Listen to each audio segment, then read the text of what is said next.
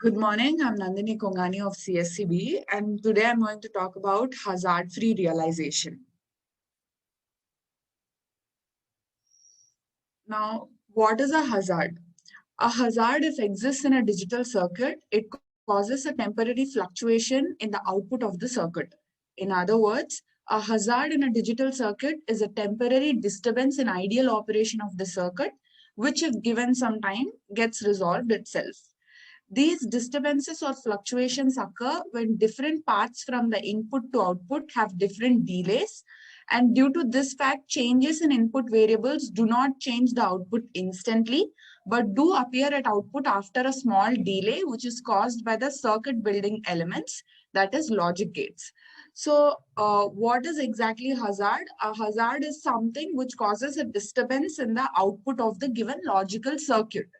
So it causes a temporary fluctuation in the output. So a very minor fluctuation in the output of the circuit will be caused when a hazard exists. So it is a temporary disturbance in the ideal operation of the circuit, which will get resolved itself if given some time. So these disturbances or fluctuations occur when different paths from input to output have different delays. Why do hazards occur? So that is one most important point. Hazards occur when different paths from the input to the output have different delays, and due to this fact, changes in input variables do not change the output instantly, but do appear at output after a small delay. So this is a hazard, and what causes a hazard? Now what are the types of hazards? So basically there are three different kinds of hazards which are found in digital circuits. So you usually when you deal with digital circuit, there are three different kinds of hazards which you will encounter, and those hazards are static hazard, dynamic hazard, and functional hazard. Eliminating hazards. Now, because hazards are causing, temporary fluctuation in the output, you need to eliminate those hazards. And how do you eliminate hazards? Hazards can be eliminated by hazard-free realizations. So usually you eliminate the hazards, be it be static, dynamic, or functional. You eliminate them by hazard-free realizations. Once detected, a static one hazard can be easily removed by introducing some more terms or these logic gates. A static one hazard, it is again a type of hazard where the output fluctuation will reach the stage 1 temporarily and its initial stage will be equal to 0. So to the function circuit, the most common idea is to add the missing group in the existing Boolean function, as adding this term would not affect the function by any mean, but it will remove the hazard. So you usually do this by adding the missing term in the given Boolean function. You will be given a Boolean function and you have to find out the missing term and you have to add that missing term. Now, why do we add this missing term?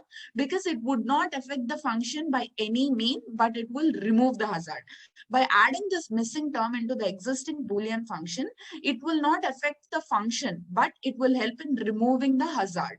Since in the above example, the pair of ones encircled with blue color causes the static one hazard, we just add this as a prime implicant to the existing function as follows. F of P of Q comma R is equal to QR plus PR bar plus PQ is equal to summation M 3467. That is the places where you have a ones. Similarly, for static zero hazards. Now, static zero hazard, it is a hazard where the output fluctuation is in the zero state for a time period which is very small before it reaches or settles onto the one stage. We need to, when you're dealing with static one hazard, you need to deal with the ones. And when you're dealing with static zero hazards, we need to consider the zeros instead of ones. And if any adjacent zeros in K-map are not grouped into same group, that may cause a static zero hazard. Now, what causes a static zero hazard? When you draw a K-map and when the adjacent zeros in that particular K-map, when they are not grouped into the same group, like you have adjacent zeros and you are not grouping those adjacent zeros into the same group, then that will cause a static zero hazard. The method to detect and resolve the static zero hazard is completely same as the one which we follow for static one hazard. That is, we introduce the missing term. Except that instead of, see, in static one hazard, you use the sum of products. But in static zero hazard, you use product of sum will be used as we are dealing with zeros in this case. Static zero hazards, we deal with the zero. So we use the product of sums. Static one hazards, we were dealing with the ones in the K-map. So that is why we use the sum of product rule or the method. So there is no difference in the number of minterms of this function. The reason is that the static one hazard are based on how we group the ones, or for when you consider the static zero hazard, it is based on how we group the zeros. For a given set of ones in K-map, so how do you deal? How do you group with the ones in a given set of K-map? We'll deal with the static one hazard. Thus, it does not make any difference in the number of ones in the K-map. The circuit would look like as shown below with the change made for removal of static one hazard.